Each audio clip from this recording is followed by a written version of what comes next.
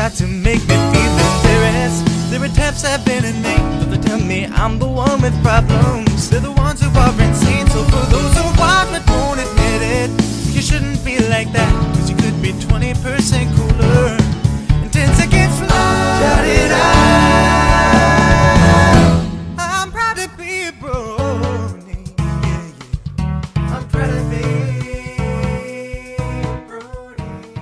Hello mares and gentle colts, my fellow bronies, and welcome to I'm Brony and I'm Proud. I've got Linton Hill with me. Welcome, Linton. G'day, mate. It's good to be here. Awesome. How did you get into the fandom? I was surfing the net a fair amount of time, which I still do now, and I came across a whole bunch of memes with the My Little Pony characters in it. I thought it was a little bit strange, so I dug a little bit deeper and eventually found out that it was part of the My Little Pony show. From there, I watched a couple of the episodes and got hooked on it from there and just kept on rolling with it and watching the episodes when they came out or whenever I could get my hands on them.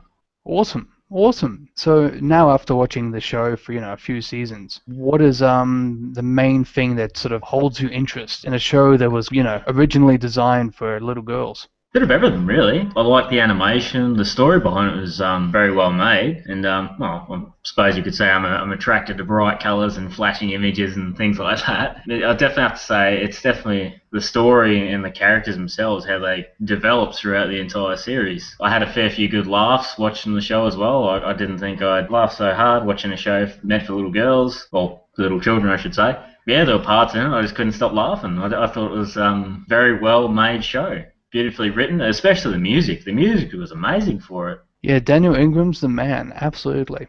Totally feel the music. No, I certainly can, especially in the one where the changelings appear. I love the songs for that one. Oh my goodness, it's Chrysalis, man. Feeding off love, and it's kind of funny, I was just watching Flufflepuff Tumblr.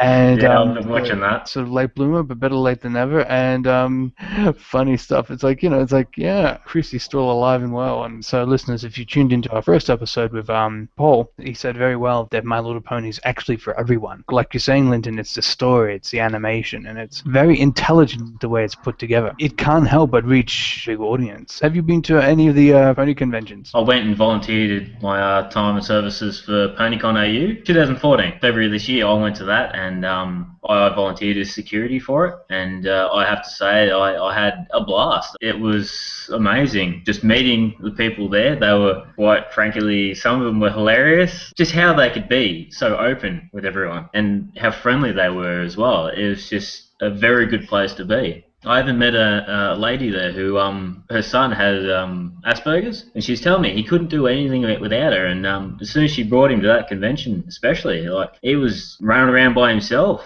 Yeah, that's one of the things that attracted me to the conventions as well. It's the fact you're not judged for going there and enjoying the show with everyone else. You're there, you're open, you can basically be yourself really, and be very open with all these people, and it is a very good place to be. I was also going to go to the Sydney one, but that kind of fell through. Yeah, I missed out on going to Salvage Con, but I'm definitely planning on going to PonyCon 2015. Awesome, yeah. One can only wonder who's going to come, and we like to think that Tara. God, I'd like to meet Tara Strong. Oh, that'd be just so epic. Just out of curiosity, just contact them on Twitter. It's amazing how fast they come back to you. Even Flutter Guy, it was one of the fastest. It's like, yeah, and social media's been such a huge part of it, sort of really helped it explode. As Linton knows, I tend to share a lot of content, not necessarily create it. I share it, sharing is caring. Listeners, if you tuned into our first episode, there are 8 million bronies worldwide and growing, and that's just the bronies. That's not including the kids. We hope that season 5 is going to knock all our socks off. Of course, I'm dying to see the Cutie Mark Crusaders finally get their cutie marks, but of course there's always a rumor going around that they might not, which would just be cruel. What do you think about that, Linton? Well, really would like to see what kind of cutie marks they get. I mean, that would be a hot topic for everyone, especially for the die-hard Cutie Mark Crusader fans. At the same time, I'm a little bit dubious because I want to see them progress further before they get the cutie marks. See how much further they can go as Cutie Mark Crusaders and how further their friendships can be strengthened or broken apart, depending on how they go. As we saw in it was the last few seasons of My Little Pony, the friendships were broken apart, but then rebuilt stronger than ever.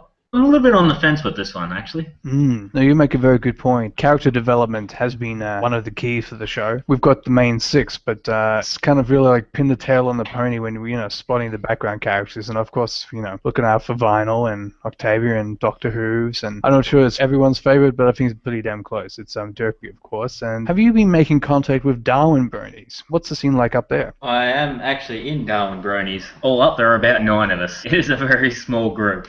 I've met 2 of the blokes already. They're really good fellas. Easy going, easy to talk to and everything. They love the show pretty much as I do. I also gave them the last few episodes. One of them was losing his mind because he watched the last episode at my house with the bloody 50-inch TV. He was loving it. Managed to recruit a few more members, you could say. A couple of the girls from EB Games. Yep. The group's slightly expanding, but being Darwin, it's not very rapidly growing group due to the fact that the best things to do up here is shoot, fish and drink beer. So it's not a good place to be for a fandom. No, but it's the fact that it's grown as it has is great. Is the fandom over there kind of centralized towards, I guess what you can call the CBD, or is it sort of a bit more widespread? A little of both, you could say. Okay. I live in Palmerston, and I know a couple others float around in Palmerston as well. Some are at Coolingga Way, and I do believe 1 or 2 are in the CBD. So we're kind of spread out over a very large area, and it's hard to get groups together, especially seeing as a couple of the guys, they work over the weekends. Yeah, that's basically the only time I get off to actually get some group activities going together. But we keep in touch. We keep throwing each other vinyl pictures or derpy pictures, stuff like that through the group on Facebook. Yeah, the hardest part is just getting activities to go for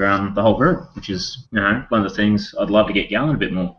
So how often do you have meetups with the Darwin crew? With the original 2 blokes I met, we've met up, was it 2 or 3 times? I haven't had a chance to get everyone in the group in one location together. I'm definitely planning on getting something going for the whole group. It's just the time to be able to do it with everyone working on the weekends and whatnot, which is the main drama.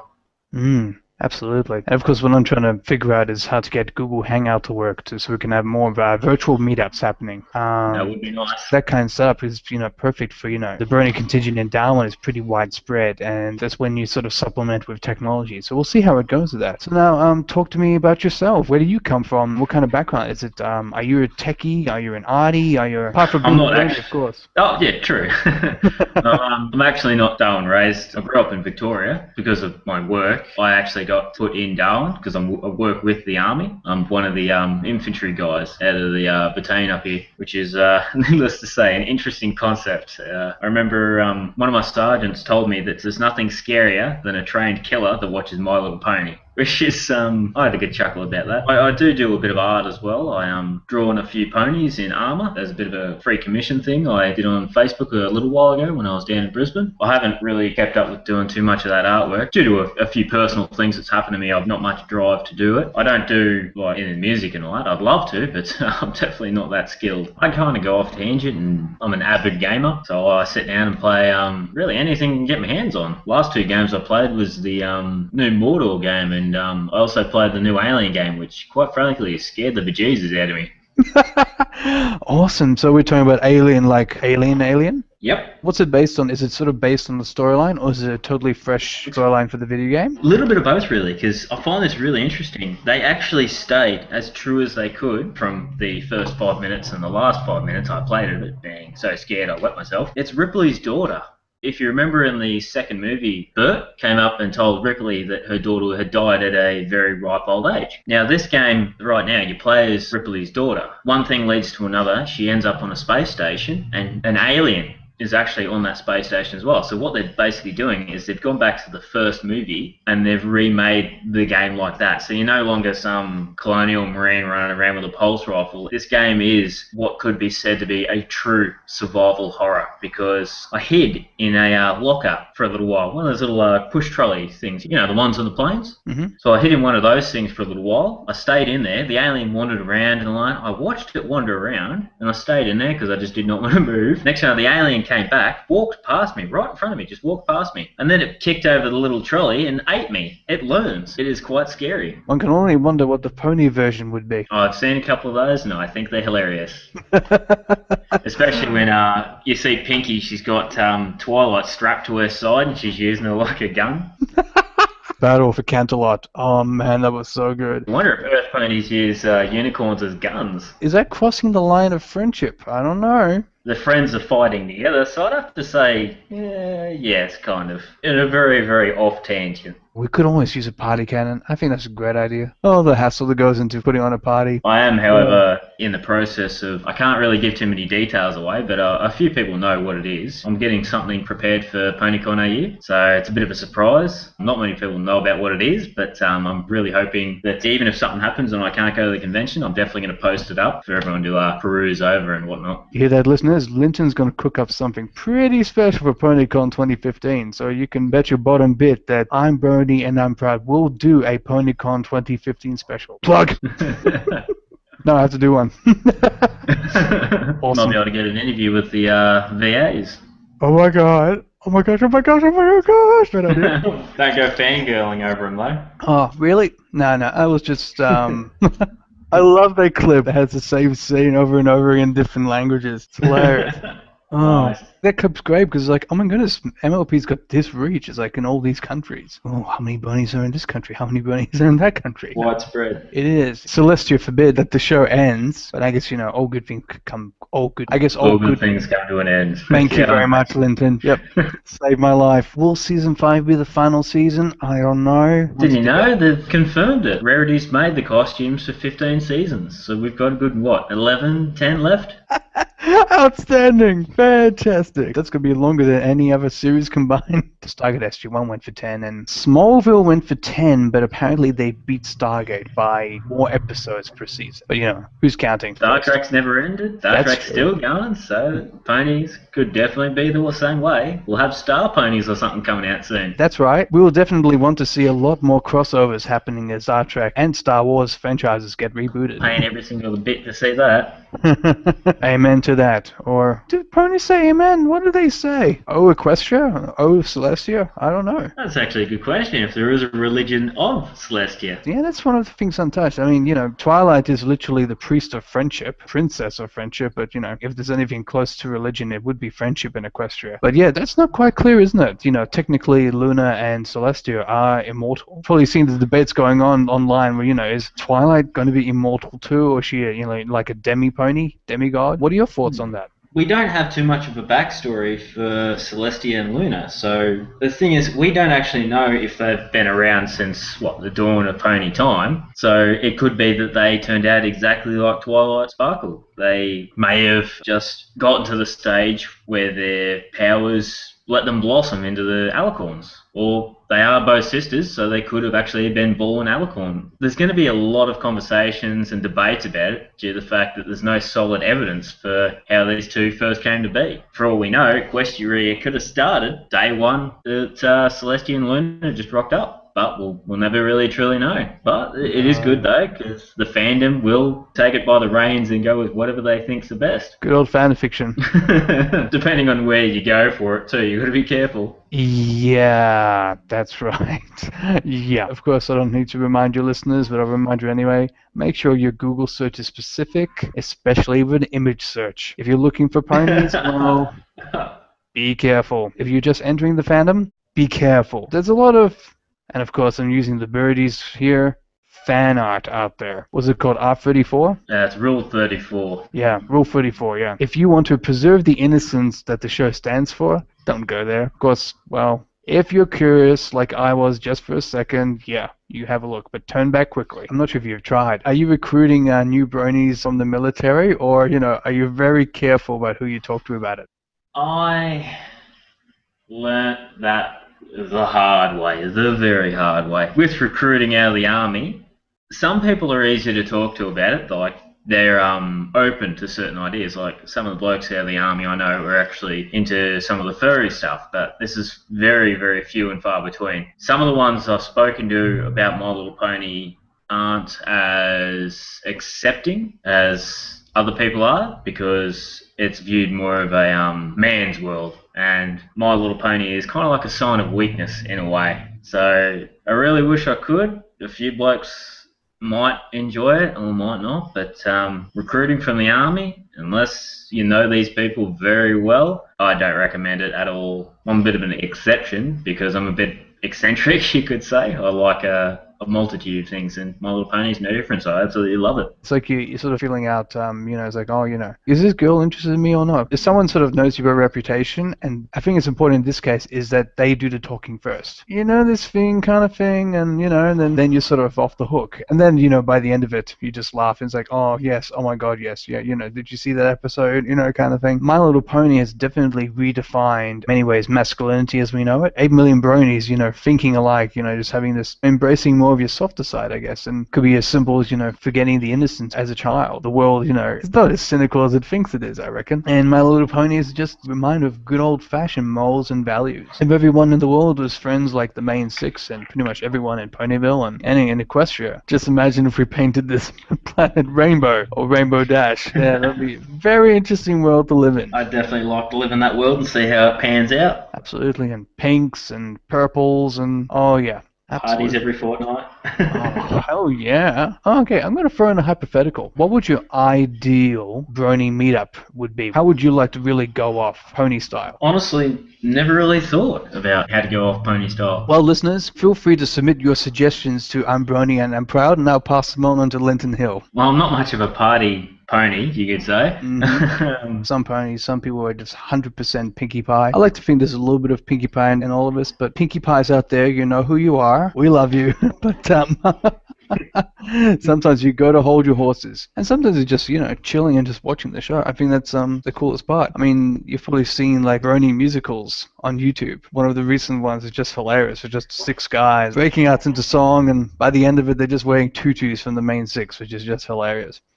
If you haven't seen it, Linton, have a look at it. I forget what it's called. I think it's just called Brony Musical. If you haven't done it already, just put Brony and Musical into YouTube and see what comes up. What do you think of the Rainbow Rocks? Yeah. What do you think of that? I actually haven't seen it yet. I've seen all the hype that's been going on about it and some of the spoilers that have come out that I've been unable to avoid. I'm definitely going to be watching it because I did the same with Equestria Girls. I actually got it, watched it, and I didn't think it was bad as what people said because I loved the music. Like, the songs in it were amazing. I'm kind of hoping Rainbow Rocks does the same thing, but I've yet to see it. Hopefully no one spoils it for me.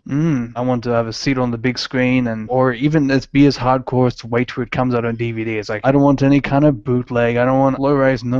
I want to see my ponies the way they were meant to be seen. When Equestria Girls came out, I was probably suspicious like every pony. Daniel Ingram's remix of the theme song, brilliant at the beginning of the movie. It's like, man, like really get into it. I think his psychic ability translated into parallel universe. Oh. Like that. Went to my first brony meetup, and it was to see Equestria Girls. And after she did the first kind of spiel, like, know exactly what's going on, we all applauded. The whole cinema was up, and it was an applause. I think I said, yeah! Both biceps, my goodness. Next to Derpy, I think his favorite background character. What a catchphrase. As Linton knows, I tend to say yeah a lot, and people know what that's referring to. So now I just found the clips on YouTube, and if I really like something on the group. So Equestria Girls, I was like, yeah, I mean, after the opening and everything, I thought, oh, how's this going to work? And this is a bit of homage to the first episode, the discovery of the quantum mirror, which for me was like straight out of Stargate. Daniel Jackson touches a mirror and he ends up in another parallel universe and has to get back. And I was hooked from there. Absolutely. You can't go wrong with a bit of science fiction in Equestria. Especially with all the references they've got from the show. It's amazing.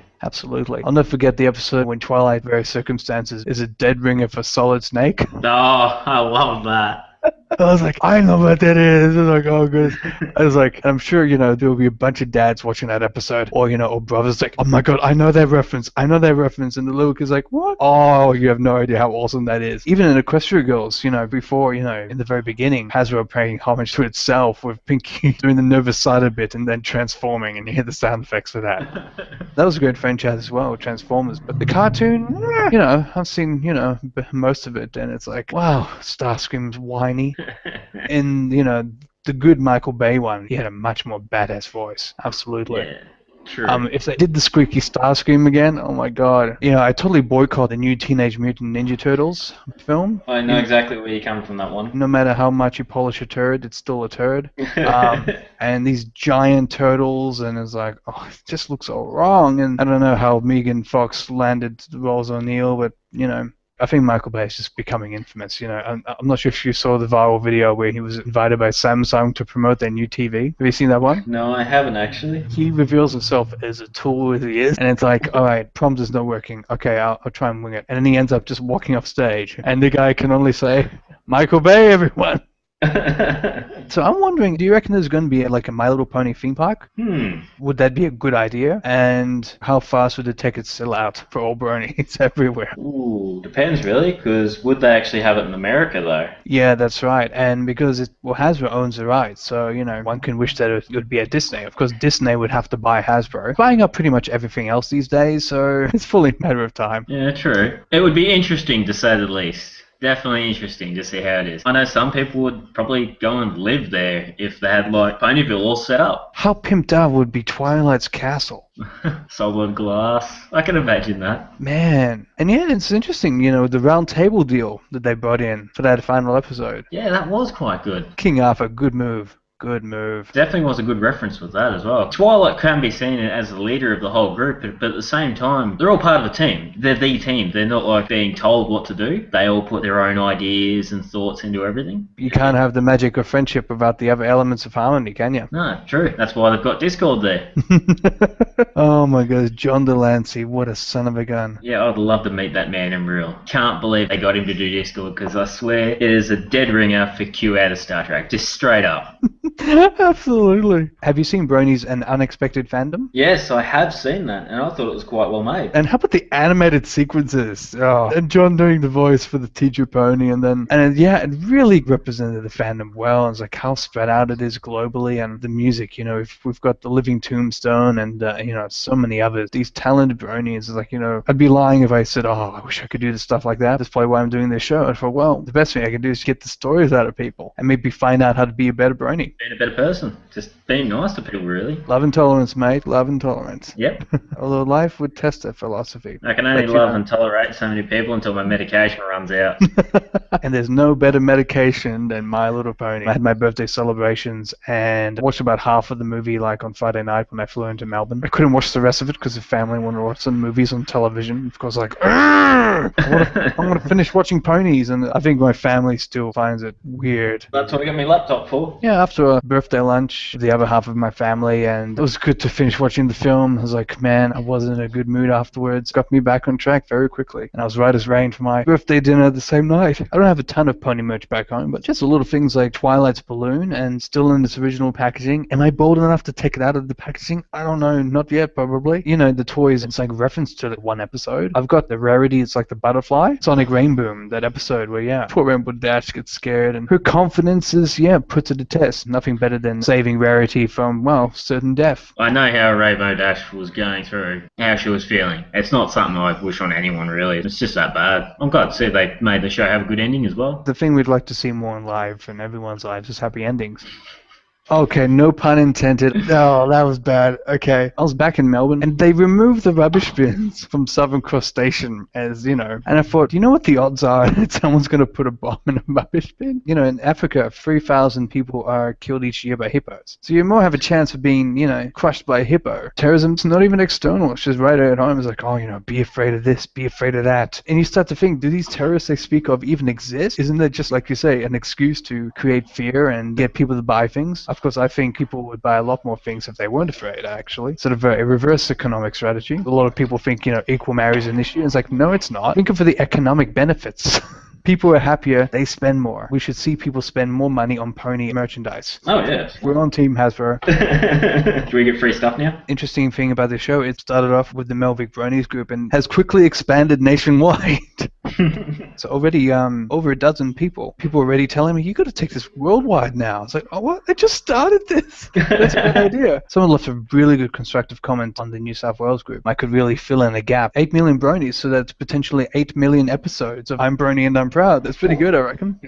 It's a pity that Netflix hasn't arrived in Australia yet, which means that would just solve a whole bunch of problems, because media distribution here in Australia is ancient. You know, the internet, we want fast delivery. We want our content. We're not just receiving consuming content, but we can contribute content. Whether you're a brony or, YouTuber or a deviant on DeviantArt. God, there's some great pony pics there. Let me see if I can. I may actually be able to send you a link to mine. I don't really have too much on it, but one or two small things. Now, please ignore the name. I made this profile a good 5 years ago.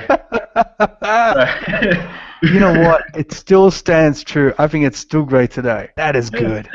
It's definitely a good little name to come up with. How's the NBN rollout going up in Darwin? Honestly, I don't even think we've got it in yet and working. I've seen a few Telstra cars running around, like digging up ground and putting some kind of cable in, but no idea what's going on, really. Oh, this one's freaking awesome. Which one are you looking at? I'm looking at your Tron/Doc Ock hybrid. I've got all the other ponies and all the other OCs saved on my phone, and who owns them. Don't want to say I'm lazy, but currently right now I'm very lazy, and I haven't done the other ones yet. I've still got to make one of bloody Kez's. I've got a whole bunch to do. I just got to get around and do them. I work with chainmail as well. I actually made a bit of like a little portrait piece of Jono Colwell's OC. I think it is Against the Wall. I think that's his OC's name. I've still got to get it to him. Fantastic. Out of curiosity, are you a Generation 4 My Little Pony, the most recent one, or did you sort of start with something earlier? G3 or even G1? No, definitely a Gen 4 Excellent. My Little Pony fan. Man, those G1 ponies are weird. Actually, I saw a reference years ago. You also know Robot Chicken, yeah? Hell yeah. I was watching the show and it actually came up with My Little Apocalypse Ponies. It was quite interesting to see war and death and famine and all that running around. That was one reference. I never really picked up on it until when I got into the fandom. I forget which episode. Oh, I think it was Too Many Pinkies. Was it Too Many Pinkies or Too Many Pinkie Pies? Either way, too many. For a second, they switched to the G1 pony. Yes, I saw that. That was gold. I was like, oh, that's creepy. The animation style is just like, it's cool. It's just cool as. Yeah, so good at the same time. Still can't believe how good it is. Like, I'm sitting down watching it and everything flows, except for a few of the Brony fans and Pegasisters as well, who've managed to screenshot a few mistakes that were not edited out. Yeah, there's some real die-hard ones. When does a brony go too far? That's a very good question. Everyone's got that little area where they go, yep, not too far, I'm done. It all comes down to the individual as well. I'm open to anything, really. I was brought up in like a bit of an open, understanding family, so won't really judge you on your tastes or what floats your boat, for lack of terminology. So I try not to judge as best I can. And I think that's a great line to end the show on. Cool. Okay, bronies, thank you very much for your sharing your stories. And listeners, stay tuned for more. I'm Brony and I'm proud. It's all good, man. I'm pretty happy with being as open as I can with the interview. Cheers. Thank you very much for your time, man. Nah, it's all good, mate. Happy to spend some time. Likewise. This has been I'm Brony and I'm proud. Lucky Knight speaking. Thanks for listening. Remember to like us on Facebook and follow us on Twitter at IBAIPshow. Proud to be a brony. Intro and outro by Black Griffin. My Little Pony, friendship is magic. My little pony. I used to wonder what friendship could be. My little pony.